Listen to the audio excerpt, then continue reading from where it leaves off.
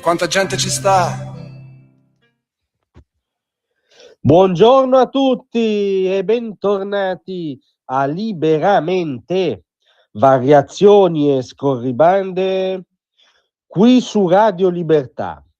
Allora, il regalo di Natale più bello è senza dubbio quello consegnato da Donald Trump ai tagliagole sterminatori assassini dell'ISIS in Nigeria, e ve lo illustriamo con le sue parole rilasciate poche ore fa sui social network.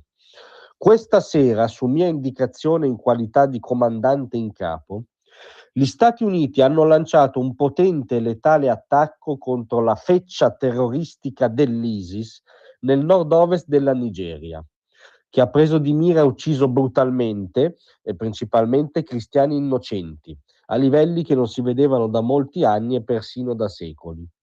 Avevo già avvertito questi terroristi che, se non avessero smesso di massacrare i cristiani, ne avrebbero pagato le conseguenze, e questa sera è stato così.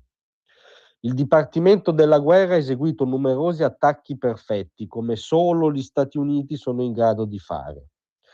Sotto la mia guida, il nostro paese non permetterà al terrorismo islamico radicale di prosperare.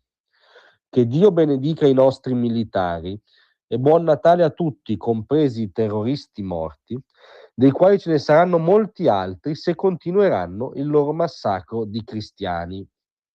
L'iniziativa militare, che è stata mirata ma molto potente, ha preso di mira appunto postazioni dell'ISIS, o per stare alla definizione esaustiva, dello Stato islamico della provincia dell'Africa occidentale, che ultimamente ha scalzato Boko Haram nella gerarchia dell'orrore, diventando il gruppo dominante e quindi scalando le classifiche anche macabre di quello che ormai da lustri è a tutti gli effetti un genocidio dei cristiani.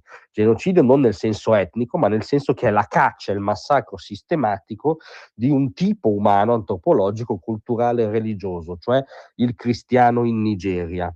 52.000 cristiani morti in quanto tali dal 2009 in Nigeria, appunto per mano di galantuomini islamisti assortiti, Boko Haram prima, adesso l'ISIS.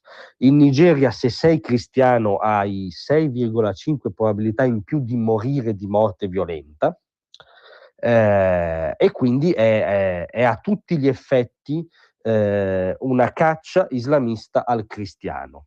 Il leader del mondo libero, quello che piaccia o no in questo momento, è il leader dell'Occidente, perché il Presidente degli Stati Uniti questo è, ha deciso che questa cosa non è tollerabile. Ha deciso anzitutto, in quanto leader occidentale, che non può andare in scena oggi in nessuna parte del mondo una mattanza dei cristiani in quanto tali. Sarà atipico, non avrà dei toni quelli a cui siamo abituati nel gergo diplomatico e geopolitico, ma è a tutti gli effetti oggi un defensor fidei dei cristiani, e che agisce e gioca tutto il peso della potenza americana dove i cristiani sono perseguitati. Quindi nuovamente non è il capo di un'America in ritirata, di un'America isolazionista, di un'America che abdica, è invece il presidente di un'America intenta a tornare grande, direbbe col suo linguaggio, e quindi a essere presente in modo assertivo, in modo militare, in modo letale, quando appunto vanno in scena degli orrori giudicati inaccettabili.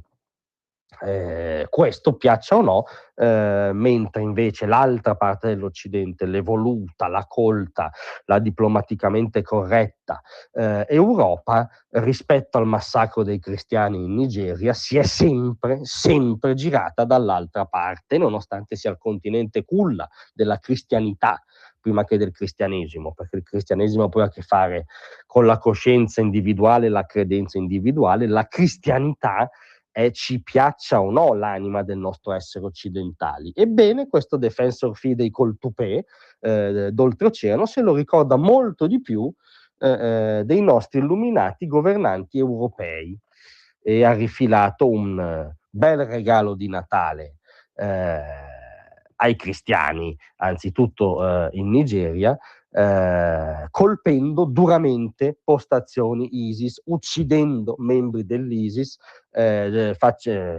spendendo la potenza americana e avvertendo queste canaglie che se il massacro continuerà anche l'impegno americano. Ci sembrano a tutti gli effetti esclusivamente delle buone notizie. Grazie a tutti, a presto.